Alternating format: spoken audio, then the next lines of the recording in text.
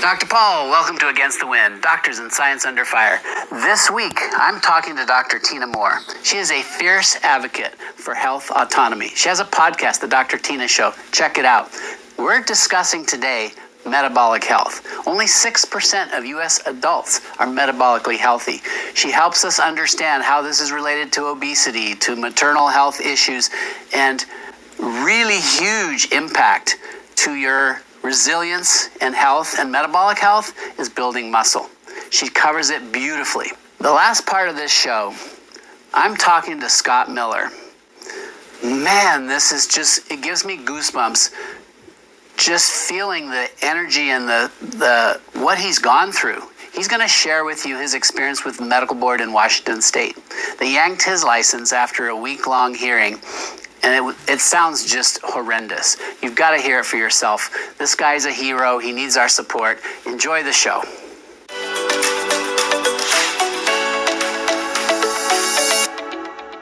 Dr. Paul, coming to you from the heart.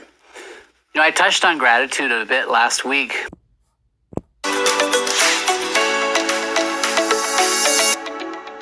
Welcome, Scott Miller, back to Against the Wind, Doctors in Science Under Fire. For our viewers, they know my story, but most of my viewers probably don't know your story. I got to interview you. You were days after having an emergency suspension of your license. I know you well enough to know that you have this incredibly huge heart. You're a godly man. You're a married man. You have kids. What happened to you showed such incredible courage and bravery. I'm close to retirement, and so I was able to take on that risk more easily, I should say, because, I mean, you and I both knew going into this that there was an agenda, and if you speak out against vaccines or you speak out against the mainstream narrative of COVID, you were risking your career. And I remember reading what your wife, Shelley, wrote. She saw you speaking out publicly when the entire medical community, both local and national, was silent, and you were trying to advocate for children, advocate for loved ones in the hospital, as you were just trying to point out there, because they were using these failed protocols that we knew weren't working. Yeah. And I remember reading your response to your wife was, Shelley, I can't if I don't care for these people. Who will? Love is, I think she wrote, love, this is not love me, meaning she's talking to you. This is not about me. This isn't a me thing. This is a God thing. And I chose to obey. I get goosebumps as I read that right now. I know that's who you are, because if people were to go back and look at our first interview, you were raw. They had just days before emergently yanked your license. And I remember that feeling because it happened to me. Yeah. And actually, folks, you're looking at a man who's again raw. I'm sorry I keep doing this to you, but you just had a hearing with the medical board in your state of Washington, Washington State Medical Board. Man, tell me about that. It's like a bad movie, and you're watching it, and you're seeing, you're seeing the manipulation of information, the cutting and pasting of words or adding or leaving out a word that would be pretty critical for context, and use those things as a constant character assassination, which for all intent and purposes, I don't care, because I don't have an emotional attachment to those people. So I'm indifferent to what they're saying about me. It's just, it's more the attack on my values and on my family, and the community, right? Because these are people that have been so unbelievably kind and loving and supportive and gracious and helping just support just the fight aspect of it or the defense of it. So, when they characterize me in as many ways as they can to be this dangerous, nefarious, hateful person that has no regard for anyone, is dangerously practicing outside of what the CDC is dictated to us, or what Merck tells us we can do. So did they allow your side to present your case? So that was the other fun thing. They had about 20 exhibits. Now, they would lump their exhibits together. So it would be, one exhibit was 1,011 pages long. Another exhibit would be 860 some pages long. So those were the length of their exhibits. They had asked me to send in everything that, send us what you studied in the beginning that gave you the gall or nerve to think that you could figure out how to, mitigate the inflammatory pathways or viral replication. So, and they said, send all. And I laughed to my attorneys. I'm like, I don't even know that I could find all of it, but okay. So I sent them, over 100 journals, articles from, China, coming out of China in, December, January of 2020, et cetera. And 2 days before the hearing, they decided that it was too much information for their expert witness, Dr. Enzian, to go through. And to pare it down, we had to match their exhibit numbers. So we had to take everything out except for 20.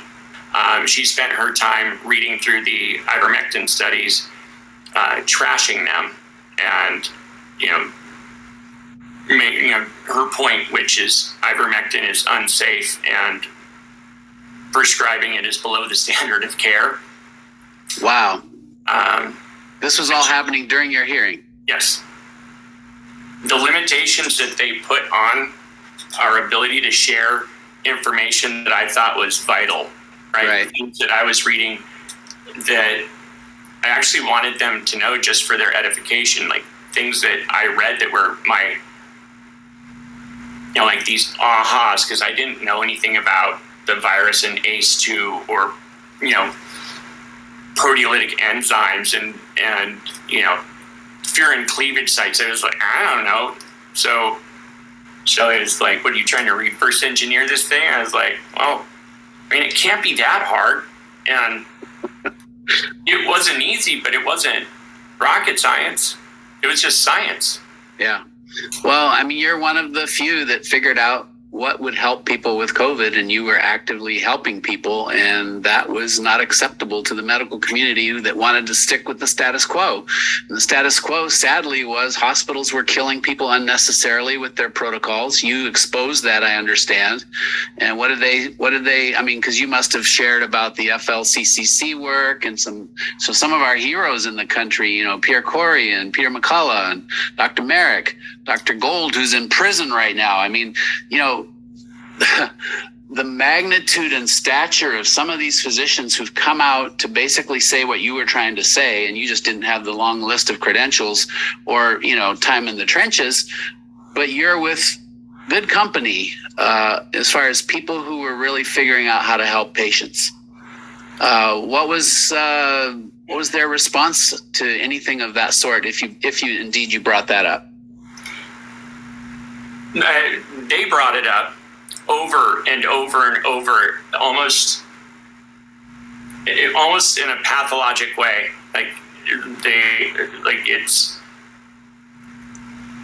They think it's some sort of medical cult-like thing, right? It was fascinating because, and the question I wanted to have Dr. Enzian asked was, before 2020 or before March of 2020, what would your impression have been on, Peter McCullough, Pierre Corey?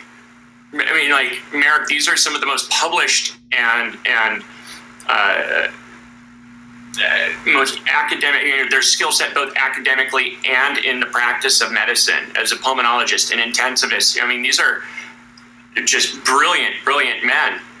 And you look at how they do the studies where, just with ivermectin, where it's like we gave 3 milligrams once to somebody, in the critical care and they didn't make it. Solid. It's good work. A little too late there. Yeah. So summarize for our viewers. I'm so sorry you had to go through what you went through. Was it just yesterday? When did you have your hearing? So it was Monday, Tuesday, Wednesday, Thursday, Friday of last week. So the whole entire week last week. Yeah. Wow. And that the Adam Kalika, the chief investigator for Washington, for state of Washington, nor did their expert witness, Dr. Enzian, they didn't contact a single patient, a single family, anybody to determine if the complaint, to determine the veracity of the complaints. That is just so emblematic of the situation with medical boards. I'm under the same situation. To my knowledge, they have not contacted the patients that they've listed as the reason for which they emergently suspended my license. Now, any investigator, if you're in criminal or civil, legal matters, part of the investigation is go back to the primary sources and find out, interview some people. Yeah. Right? Well, and did they make the complaint?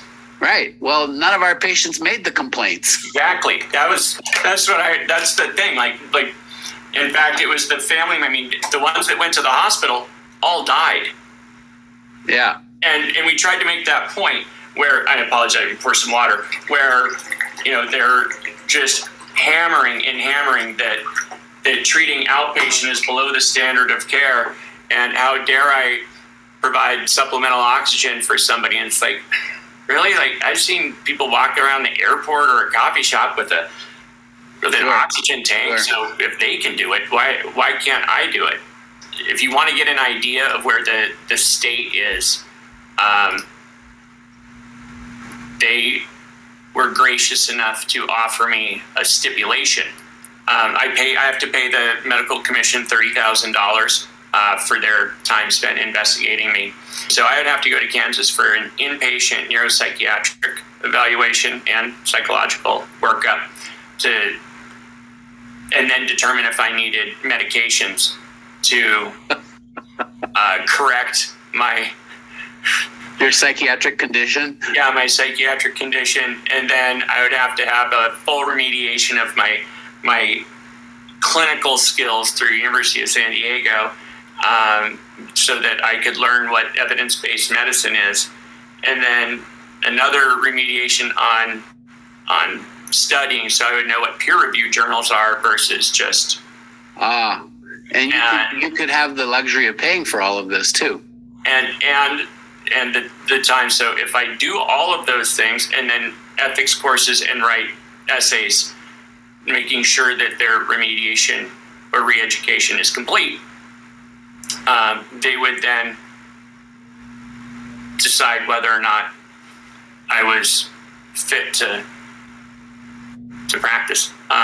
So that's what and this is where our taxpayer money is funding this just kangaroo show. So it's fascinating, but it was like, this is like, and my question in my head is, does she really think that, right? Does she, like, she truly believes that I need an inpatient neuropsychiatric, not just evaluation, but diagnosis and treatment. There must be something wrong with you to be helping so many patients. Yeah. Well, she said I was irredeemable since I said that I felt that this wasn't something that I was like, yay, this, like, I want to do this. It was like, I mean, the first few months I studied like I was preparing for boards.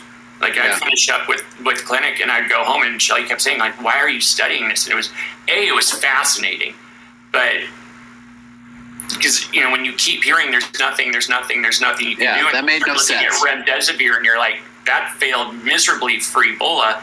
Right.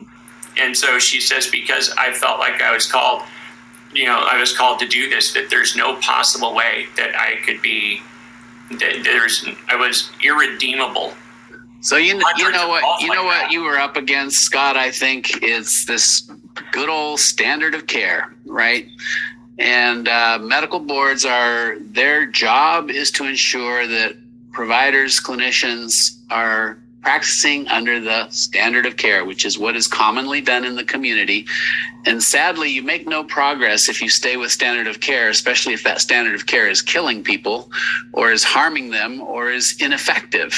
And you became early on aware of effective approaches, but because they weren't standard of care, you risked everything to save these people's lives. And, I commend you for that courage. This board action against you couldn't have come at a worse time personally. I mean, your house is a disaster because of mold, right? And then you're almost 9 months living in tents with a family. Wow. I mean, we get temperatures in the 90s. Sometimes it hits over 100. That's no fun in a tent. No. Well, I lost my office. That was hard. Losing my office. It was like the last vestige of what I had built. It was like the last remaining thing, because it was like we were proud of.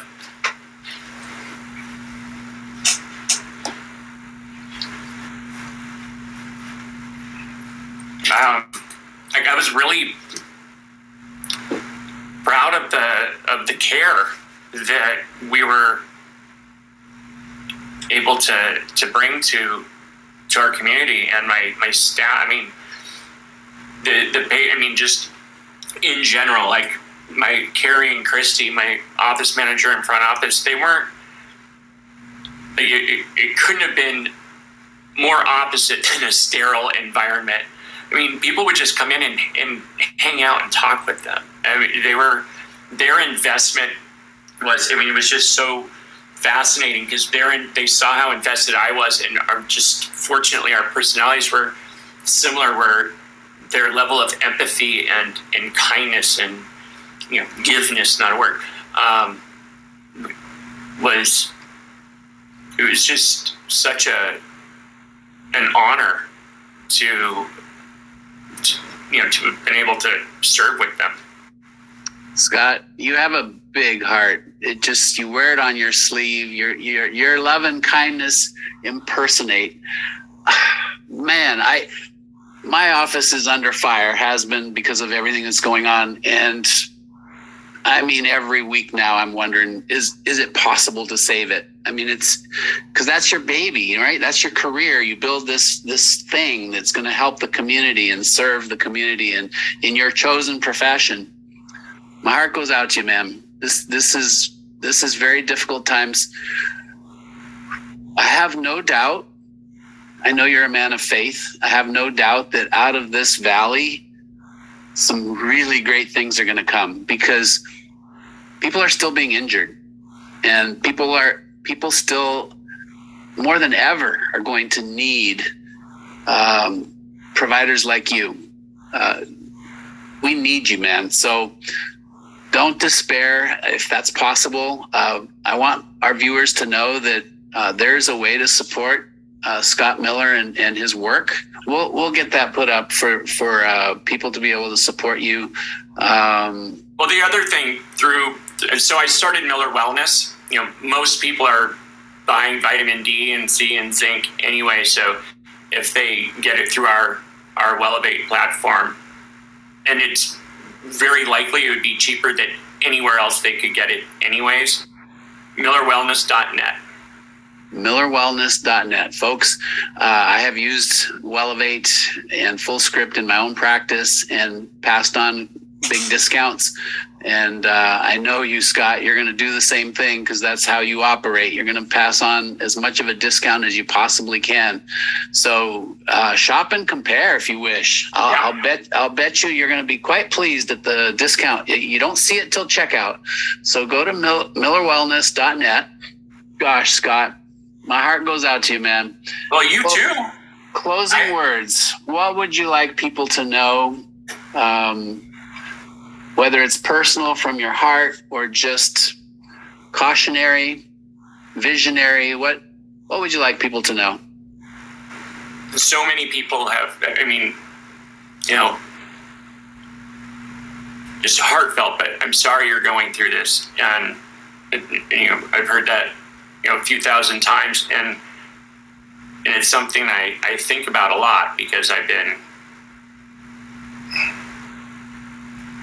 just criticized mercilessly about by small contingent, or even friends, like, why'd you do that? Look what you lost. And like, for me, through this thing, it's like, well, if the science isn't there, I'm not going to buy into it to possibly not get, have a fine on my clinic. I'm not, well, you were told to do this and you were told to do that. I'm like, yeah, but there isn't a reason. It's just, that's the mandate. That's the new dictate coming down. I'm like, if I do it and families say, can you explain to me why you're doing it? And I say, well, just because there's no science backing it. What else am I going to do that's, not backed by science? I mean, I'm rambling. I would say, be unapologetic about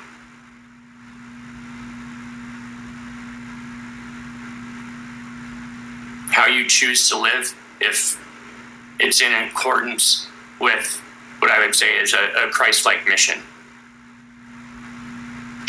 Amen, brother. Be unapologetic about doing the right thing. You were that medic. You've been that medic. You've been running into the smoke and pulling people out. I don't know how many lives you've saved. You could probably hazard a guess, but I'll bet you it's in the hundreds. Oh, yeah, we easy, got right? Oxygen to hundreds. Yeah. Oh no, that's what I'm saying. It was so shocking. I mean, I would have a Friday, Saturday, Sunday with 15 people in the 80s it was like we would joke, like 85. Wow. That's the new 94. I mean, it wasn't like you're always freaked out, but you were running a MASH unit in the war. I mean, you were really trying to save lives left and right, and you saved most, right? I mean, the ones you couldn't save they got to you too late. Yeah, or didn't get to you at all. Stuff. I mean, yeah. What you've been doing works. We know this from all the greats that you've talked about, McCullough and Corey and Merrick. And I mean, the protocols are worked out. You're not this maverick who's just out there winging it. You're a scientist, and you're following the good science, the real science, and you couldn't compromise your ethics. People will ask me the same thing. How come you? You're so brave, you're so this, you're so that. No, we don't have a choice once you know better and you're an ethical, moral person. So I think, Scott, you and I are both calling out to fellow physicians out there. It's time to stand up. It's time to speak the truth. They can't get rid of all of us. You're going to stay with a ship that's going down. Mainstream medicine is right now the Titanic, and it's already leaning, and it's going down. The CDC and the NIH have so compromised ethics that they can never again be trusted. And those who stick by them will go down with them.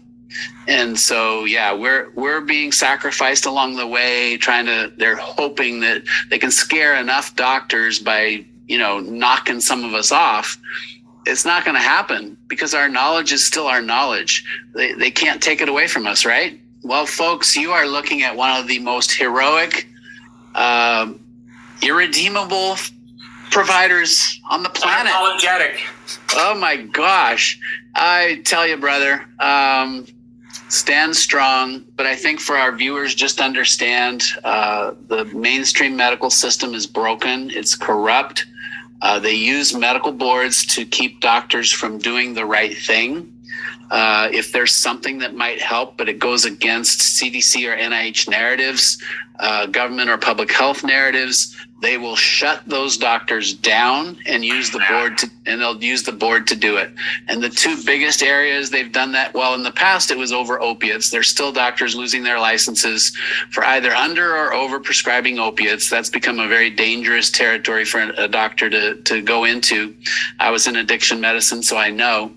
But now it's vaccines and COVID. So these are the forbidden areas unless you, hook, line, and sinker, toe the line with what the CDC and the NIH and the public health officials say. And the World Health Organization now even has more power than the President of the United States as far as public policy and what we're supposed to do. It's a strange world, but we're going to come out of it. Scott, thank you for all your hard work on behalf of the human race. Well, I want to just really quick, it's because of you specifically, and finding out about you through other parents. And so I destroyed your career. No, watching you and your character standing up for what you believe, and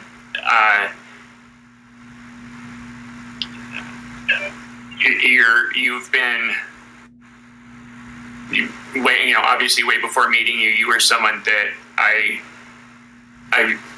in terms of character and standing by, you were unswayed by the attacks because you knew what you were saying was truth, and your goal is to, inform consent and to give the best possible care you can. And I watched them attack you, and I was like, holy crap. It sucked to be Dr. Thomas. But you beat me to the finish line. Yay. But I just wanted to thank you. You keep saying things about me, but it's because of you and the very few what I consider heroes of medical freedom. And so I'm deeply grateful for you paving the way. Well, thank you. And I am sorry that I was one of the reasons you're now faced with not having a license. You still got a young family to support. Folks, there's a Give, Send, Go fundraiser for Scott Miller. And you can go to his website. He's reinventing himself, and he's going to be available to people who actually need help. Whether you've had injury from COVID, the illness, or COVID, the vaccine, this is the kind of clinician you want to seek help from, because he does the research and he gets it. So thanks for being on the show, Scott. Thank you. Appreciate your time.